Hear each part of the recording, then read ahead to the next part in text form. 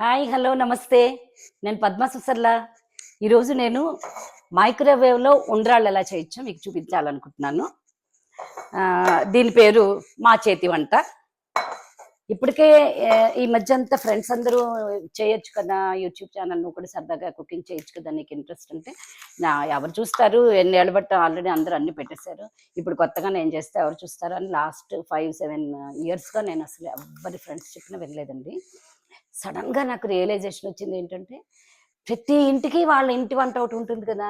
మన ఇంట్లో మా అమ్మ వండేది నాకు ఒకటి ఉంటుంది, మా ఆయనకి వాళ్ళ అమ్మగారు వండేవాడు వంట ఉంటుంది.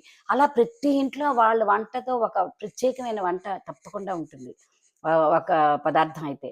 అలాగే ఎన్నో మన పూర్వం ఇళ్లలో కొనసాగుతున్న వంటలు కూడా చాలా ఉంటాయి. అప్పుడు అనిపించింది నాకు, ఇవి చెప్పొచ్చు కదా అందరికీను.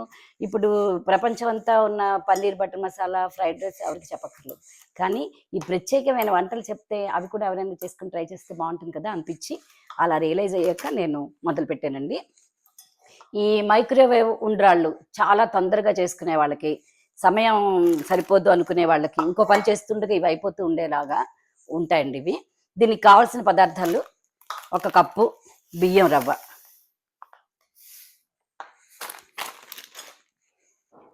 నానబెట్టిన శనగపప్పు, ఒక 2 చెంచాల శనగపప్పు నానబెట్టేసుకోవాలి ముందే.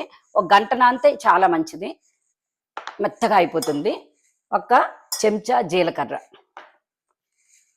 వేయడానికి, ఒక చిన్న చెంచా అయితే 2 చెంచాల నెయ్యి, తగినంత ఉప్పు, ఉండ అయిపోకుండా వేయడానికి నూనె, అవి కూడా 2 చెంచాల నూనె. ఇప్పుడు నేను ఈ గ్లాసు 1 కప్పు బియ్యం రవ్వని ఈ పెద్ద గిన్నెలో వేస్తున్నానండి.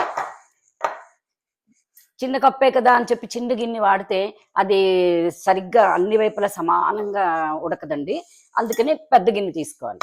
దీనికే ఒక సామెత ఉంటుంది మన తెలుగులో, చిన్న పామైనా పెద్ద కర్రతో కట్టాలని. ఇలాంటివన్నీ ఎప్పుడో అప్పుడు వాడేయాలని ఉంటుంది.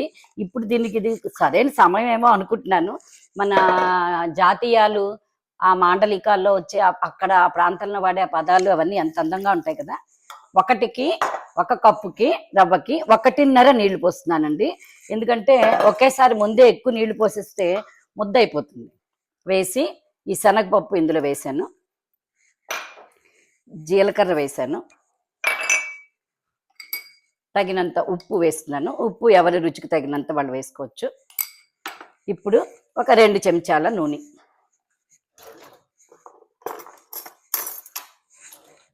చాలా చిన్నది, పెద్ద చెంచా కాదు, చిన్న చెంచాతో ఒక 2 చెంచాల నూనె వేసి బాగా కలిపేయాలి.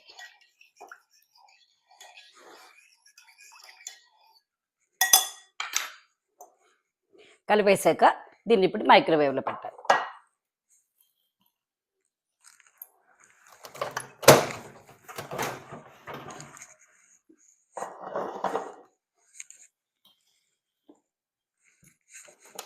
దీన్ని ఇక మైక్రోవేవ్లో పెడుతున్నానండి. 4 నిమిషాలు పెడుతున్నాను.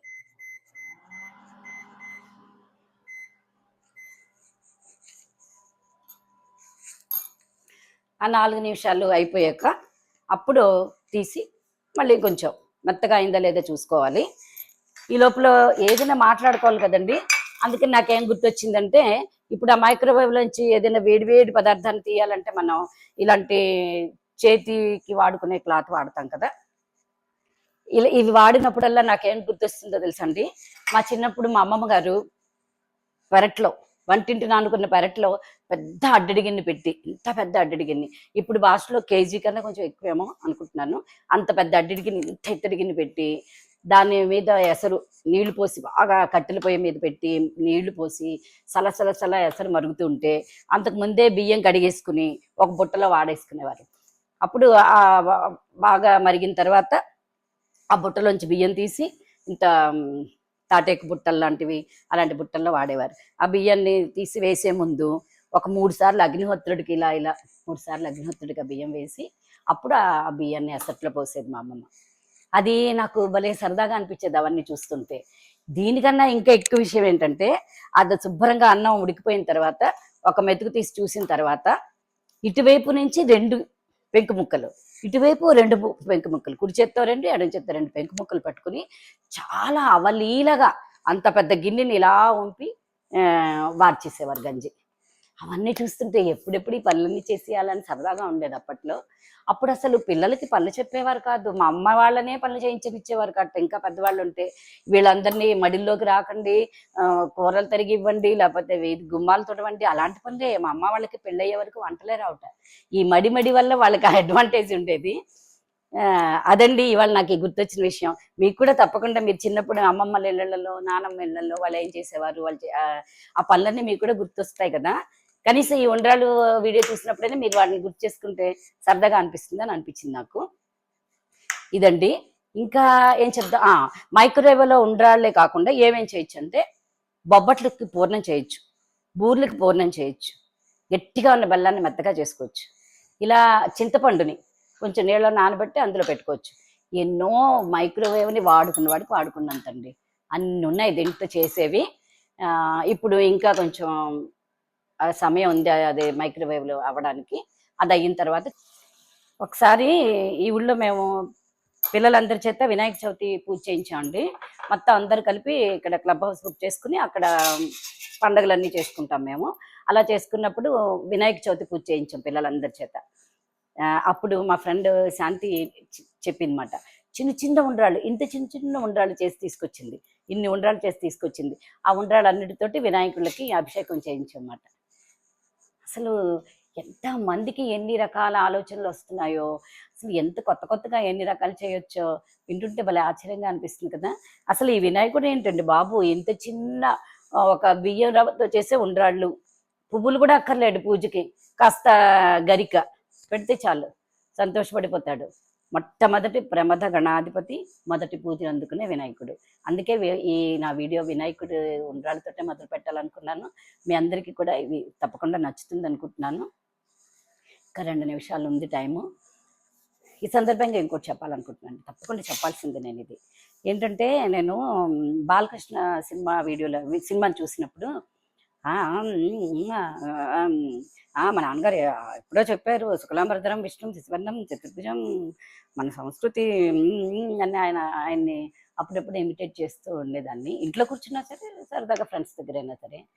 ఆయన నీళ్లు నవ్వులేవారేమో కానీ నేను ఎక్కడ లేని గింజలు కాయలు కూడా నవ్వులేస్తుంది అనమాట. అమ్మ అనుకుంటూ మాటలు రావట్లేదు. అప్పుడు అనిపించింది, ఎవరినైనా ఏదైనా అనడం చాలా సులువు, ఆ పని చేసినప్పుడు తెలుస్తుంది దాంట్లో ఉన్న ఎంత కష్టం. అసలు ఆయనలా అనుకున్న జ్ఞాపక శక్తి కానీ, అనర్గళంగా సమాసాలన్నీ ఇంకా అసలు ఆపకుండా చెప్పే డైలాగులు చెప్పే ఆ తెలివితేటలు కానీ లేవు నాకు. అందుకే ఎప్పుడు ఎవరిని విమర్శించకూడదు. ఏ పని కూడా ఈ సులువుగా అయితే ఏది ఈ ప్రపంచంలో ఉండదని నాకు అర్థమైంది. అప్పటి నుంచి సారీ బాలకృష్ణ గారు అని మీ తరపున ఈ సందర్భంగా చెప్పేస్తుంది అనమాట. ఇదండి సంగతి. అయిపోయింది, ఇంకా 50 సెకండ్స్లోకి వచ్చేసాం. కొంచెం చల్లారుతుంది. ఉండలు చేయడానికి ప్రయత్నిస్తున్నాను. ఇవి ఒక్కొక్క ప్రాంతంలో ఒక్కోలా ఉంటాయండి. ఉండ్రాలు చేస్తారు. మేమేమో తూర్పుగోదావరి జిల్లా వాళ్ళం, బియ్యం రవ్వతో చేస్తాం ఇప్పుడు నేను చూపించిన పద్ధతిలో.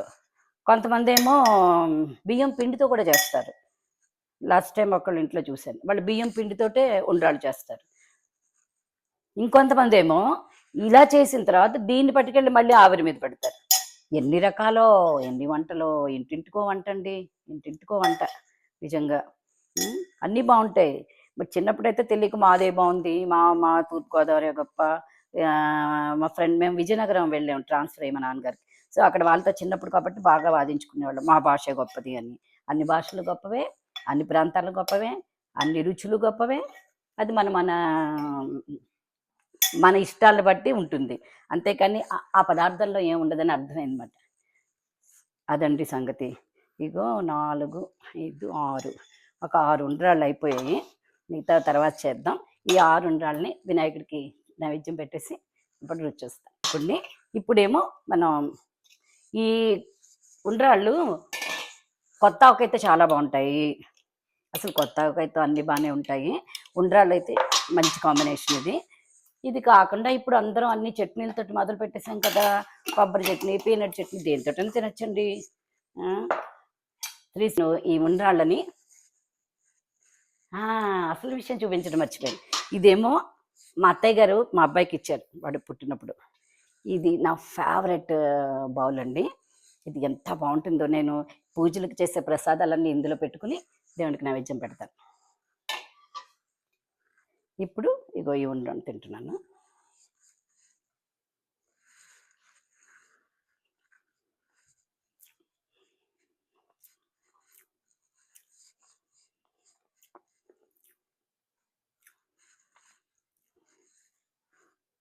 నిజంగానే చాలా బాగుంది. మా ఊరి వంటల్లో చూపించేవారు, ఇలా నోట్లో పెట్టుకుని ఇంకా లోపలికి కూడా వెళ్ళేది కాదు, ఇలా అనేసేవారు. నేను అలా అనట్లేదండోయ్, మొత్తం అంతా రుచి చూశాను. మొత్తం ఇక ఉండ్రంలో సగం తినేసాను. ఎంత బాగుందంటే ఉండ్రాళ్ళేమో కమ్మగా, శనగపప్పు, నెయ్యి, జీలకర్ర అన్నీ కలిసి ఉడకడంతో మదనం వచ్చింది. పక్కనే కొత్త ఆవకాయ కారం కారంగా, పుల్ల పుల్లగా, ఆవగుండ అన్ని రుచులతో కలిపి తింటుంటే భలే బాగుందండి. మీరు కూడా చేసుకుని చెప్పండి. మీకు ఈ వీడియో నచ్చితే ప్లీజ్ లైక్ అండ్ సబ్స్క్రైబ్.